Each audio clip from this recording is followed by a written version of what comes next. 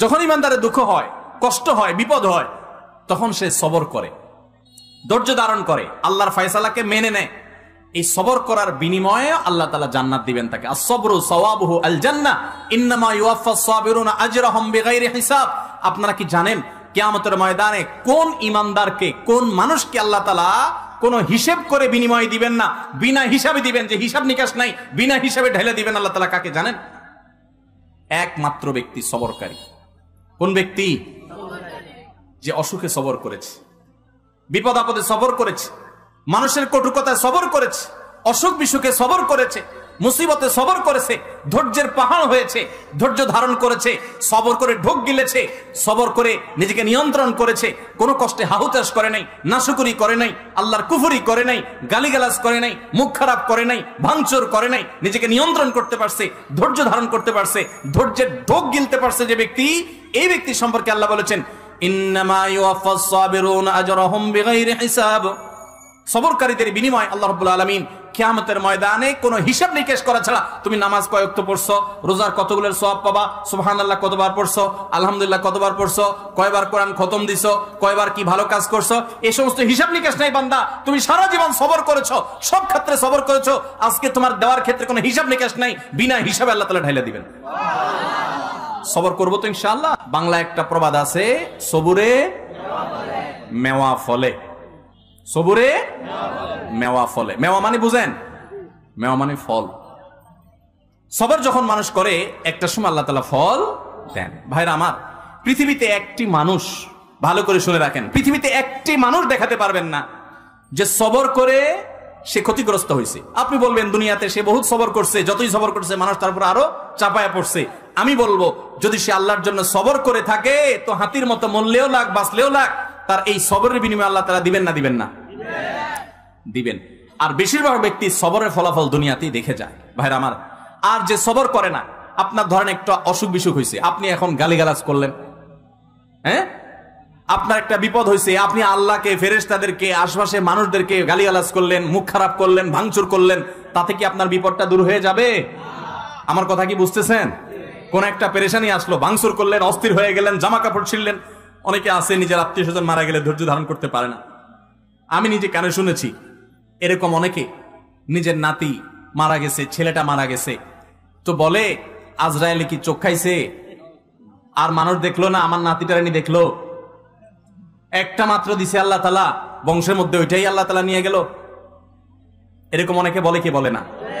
কুফরি, ঈমান চলে যাওয়ার মতো কথা। আল্লাহ রাব্বুল আলামিন দিয়াও পরীক্ষা করেন, নিয়াও পরীক্ষা করেন। দেওয়ার পরও মনটাকে ছোট করে আল্লাহর দিকে শুকরিয়া আদায় করে নিজে অবনত থাকা, এটা হলো পরীক্ষা জেতার পথ। আর আল্লাহ যখন নিয়ে যান তখন সবর করে ঢোক গিলতে পারা, এটা হলো সবর। আল্লাহ আমাদের সবাইকে তৌফিক দান করুন। আমরা সবর সবাই করি। কখন করি?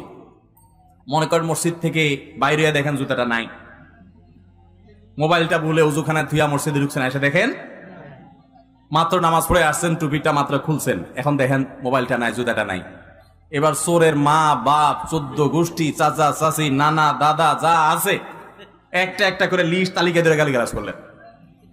করে টোরে যখন দেখছেন হ্যাঁ গালিগালাজ করে তো লাভ নাই, চোর তো নিয়ে পালাইছে।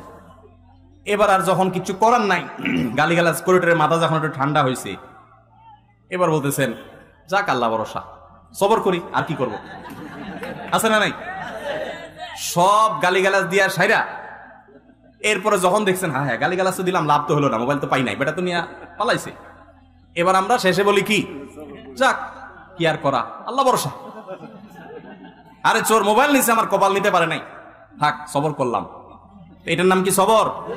নবী করিম সাল্লাল্লাহু আলাইহি ওয়াসাল্লাম বলেছেন ইন্নামাস সাবরু ইনদাস সাদমাতিল উলা। প্রথম ধাক্কা যখন আসবে, হঠাৎ করে শুনলেন বাপ মারা গেছেন, মা মারা গেছেন, ছেলেটা মারা গেছেন, অ্যাক্সিডেন্ট হয়েছে, বড় বিপদ হয়েছে, ওই সময় যদি নিজেকে ধরে রাখতে পারেন, দাঁত খিচে না আমার মুখ দিয়ে কোনো খারাপ কথা বের হবে না, আমার আল্লাহ আমার পরীক্ষা নিচ্ছেন, আমি সবর করব, যদি নিজেকে নিয়ন্ত্রণ করতে পারেন, এর নাম হলো সবর। গালিগালাজ করে আর সব শেষ করে এরপরে বললেন যা কি আর করা, সবর করলাম, তো এর নাম সবর না, এর নাম 2 নম্বরই। কথা কি বুঝতে পারছেন? অনেকেই আছে দেখবেন বাসায় গিয়া হয়তো কোন একটা জিনিস উল্টাপাল্টা দেখছে, আচার বিচার ভাঙচুর করে এরপরে একাকার করে যখন দেখছে মাথাটা একটু ঠান্ডা হয়ে আসছে, এবার যাক যা হয়েছে যাক বলে যাও, আল্লাহ ভরসা। সবর করলাম, কি আর করা আছে না নাই? এই 2 নাম্বারের নাম সবর। আল্লাহ তাআলা আমাদের সবাইকে সবর করার তৌফিক দান করুন। সবরের ওয়াজ করা যত সোজা, সবর করা কিন্তু এত। বসাই দিলে আপনিও বহুত কথা বলতে পারবেন, কিন্তু ওই ঠেলায় যখন পড়বেন, বিপদে যখন পড়বেন, কঠিন পরিস্থিতির মুখে দাঁড়িয়ে বিপদের মধ্যেও হাসতে পারা, এটা খুব সহজ কথা না ভাই।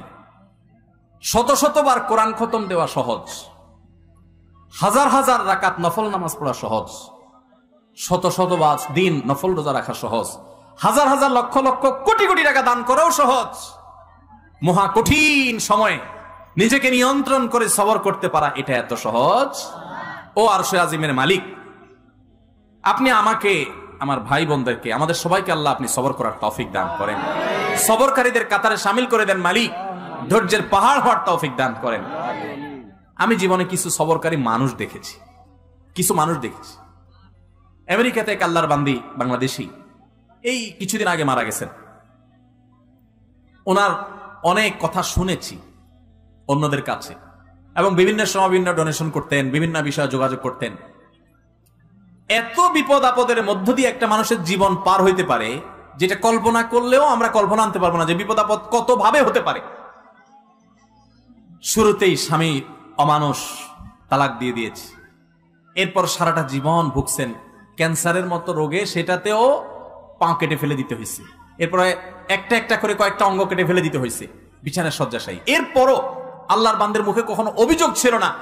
তিনি বলতেন, আমার মালিক আমার উপর খুশি আছে কিনা, আমার টেনশন সেটা। হাত যাক, পাও যাক, মাথা যাক, শরীর যাক, জীবন যাক, এটা আমার ইস্যু না। যত কষ্ট হয় আপনারা আমার জন্য দোয়া করবেন, আমি যেন সবরটা করতে পারি। ঈর্ষা হয়। আমি চিন্তা করলাম, সুবহানাল্লাহ, অনেক লম্বা লম্বা ওয়াজ তো করা অনেক সহজ, এই মহিলার মতো এরকম সবরের পাহাড় হতে পারা তো কঠিন কাজ। আল্লাহর কত প্রিয় বান্দি হলে আল্লাহ তাকে এতটুকু তৌফিক দিয়েছেন। কোরআনে কারিমে আল্লাহ রাব্বুল আলামিন আল্লাহর কাছে সবর চাওয়ার শিক্ষা পর্যন্ত আমাদেরকে দিয়েছেন। আল্লাহ আমাদের সবাইকে সেরকম সবর করার তৌফিক দান করুন। আমাদের সবরের অবস্থা কি জানেন? পত্রিকায় কয়দিন পর পর দেখি বিয়ে বাড়িতে চিংড়ি মাছের সাইজ ছোট, সেজন্য 3 জন নাই। শুনেন না আপনারা? হ্যাঁ, দই নিয়ে 1 জন মারা গেছে বলে। আবার ওয়াজ করতেছি ব্রাহ্মণবাড়িয়ার মাটিতে বসে। আপনারা মন খারাপ করেন না, ব্রাহ্মণবাড়িয়া না, এই ব্যাপারে গোটা বাংলাদেশের সব জায়গার মানুষই কম বেশি আমরা বেসবর। ঠিক না ঠিক? ভাইরা আমার, কোন মুখে আল্লাহর কাছে জান্নাত দাবি করব বলেন? নবীদেরকে জীবন্ত করাত দিয়ে টুকরা করে ফেলা হয়েছে, আগুনে নিক্ষেপ করে ফেলে দেওয়া হয়েছে, একটার পর একটা ভয়াবহ পরীক্ষা নেওয়া হয়েছে। আল্লাহর নবী হওয়ার পর, আল্লাহর রাসূল হওয়ার পর তিলে তিলে তিলে তিলে আল্লাহ তাআলা তাদের পরীক্ষা নিয়েছেন, কষ্ট দিয়েছেন। শুধু তাদের নয়, নবী সাল্লাল্লাহু আলাইহি ওয়াসাল্লাম বলেছেন, ইন্নাল্লাহা ইযা আহাব্বা কওমান ইবতালাহুম। আল্লাহ যখন কোন জাতিকে, কোন সম্প্রদায়কে, কিছু মানুষকে যখন আল্লাহ বড় বেশি ভালোবাসেন, তখন আল্লাহ তাদের পরীক্ষা করেন, তাদের বিপদ দেন, মুসিবত দেন, একটার পর একটা, একটার পর একটা মুসিবত দিতে থাকেন। আল্লাহ পরীক্ষা করেন, আল্লাহ বান্দার ঈমানকে পরখ করেন। আমি কিছু মানুষকে দেখেছি, তারা বলেছে, ভাই নামাজ কালাম একসময় পড়তাম না, কই দিনকাল তখন এত খারাপ ছিল না, এখন নামাজ কালাম পড়া ধরছি, হালাল হারাম বাজ বিচার করা ধরছি, সুদ ছেড়ে দিয়েছি, ঘুষ ছেড়ে দিয়েছি, 2 নম্বর পথ ছেড়ে দিয়েছি, এখন দেখি ব্যবসা বাণিজ্য সব দিন দিন নাই হয়ে যেতেছে, সব পায়ের নিচ থেকে মাটি সরে যাচ্ছে। আমি বললাম যে এটাই হলো আল্লাহর পরীক্ষা। আল্লাহর দিকে যখন আসে কেউ, আল্লাহর দিকে আগায়, সে কি আসলেই আগাচ্ছে কিনা, সে কতটা পিওর, তার ভিতর থেকে সে অগ্রসর হয়েছে কিনা, আল্লাহ তাআলা ধাক্কা দিয়ে পরীক্ষা করেন।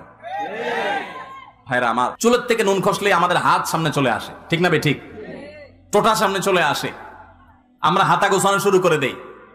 এগুলা কোন ইমানদারের চরিত্র। নবী করিম সাল্লাল্লাহু আলাইহি সাল্লাম বলেছেন, সাহাবীদের সাথে একবার যাচ্ছিলেন উনি কোথাও, তো এক জায়গায় এরকম জটলা পেকে গেছে, জটলা পাকা দেখে নবী সাল্লাল্লাহু আলাইহি সাল্লাম জিজ্ঞাসা করলেন, কি হচ্ছে এখানে? বললেন যে ইয়া রাসূলুল্লাহ, এখানে কুস্তি চলতেছে, এক বীর মারাত্মক শক্তি, তার সাথে কেউ পারতেছে না, যে আসতেছে একটার পর একটা সবগুলারে কাট করে ফেলা দিচ্ছে, তার সামনে কেউ পারতেছে। তখন নবী করিম সাল্লাল্লাহু আলাইহি সাল্লাম বলেছেন, তোমাদেরকে কি আমি বলে দিব এই লোকটার চাইতে বড় বীর কে? এ তো বাহাদুর খুব, এর চাইতে বড় বীর, এর চাইতে বড় শক্তিশালী মানুষটাকে জানো? সাহাবীরা বলেন, ইয়া রাসূলুল্লাহ, অবশ্যই বলেন, এর চাইতে বড় শক্তিশালী মানুষকে আমরা তো জীবনে দেখি নাই, কে সে? নবী সাল্লাল্লাহু আলাইহি সাল্লাম বলেছেন, আসো তার সাথে পরিচয় করাই।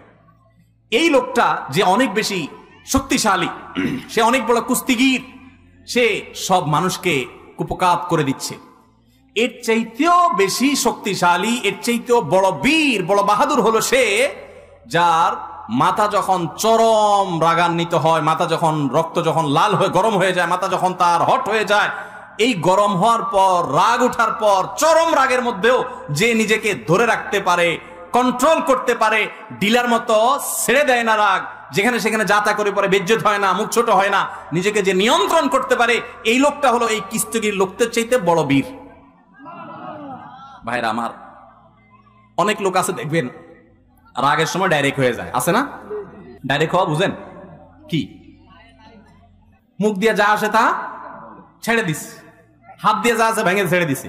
এরপর জিজ্ঞাসা করেন, ভাই এটা কোনো কাজ করলেন? মাথা যখন ঠান্ডা হয় তখন যদি জিজ্ঞাসা করে, ভাই এটা কোনো কাজ করলেন? পাপের বয়সে লোকটা গায়ে হাত দিলেন, এভাবে মুখ খারাপ করলেন, আপনি এটা শিক্ষিত মানুষ ভাই, এভাবে আপনি এই জিনিসটা ভাঙচুর করলেন, জিনিসটা কি ধরছিল ভাই? যখন জিজ্ঞেস করবেন তখন কি বলবে? আর এসব বলো না, আমার মাথা ঠিক আছে না। তো মাথা ঠিক না থাকলে তার নাম কি? তার তো হসপিটালে থাকা উচিত। লজ্জাও হয় না যে সে আবার বলতেছে মাথা ঠিক আছিল না। মাথা ঠিক আছিল না মানে তুমি তো পাগল ছিলে, এটা বলো যে আমি মেন্টাল। ভাইরা আমার, এইরকম মেন্টাল মানুষ আমাদের সমাজে ভরা, ঠিক না বে ঠিক? সমাজে ভরা।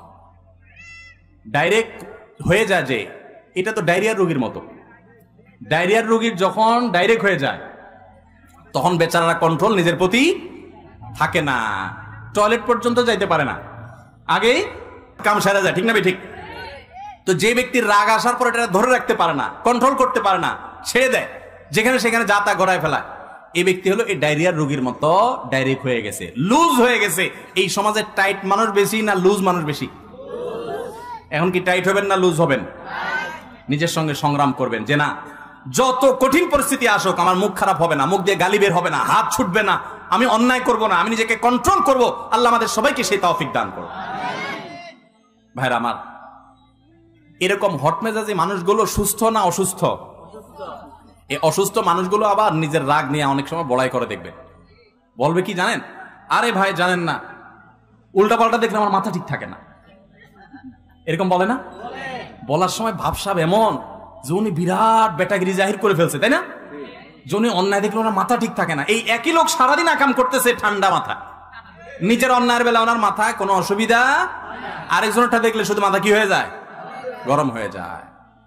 খবর নিয়ে দেখলে, টেস্ট করলে দেখা যাবে আমাদের বেশিরভাগই এই অবস্থা। আল্লাহ আপনি আমাদের সবাইকে সুস্থ হওয়ার তৌফিক দান করুন, আমাদের সবাইকে মুসলমান হওয়ার তৌফিক দান করুন।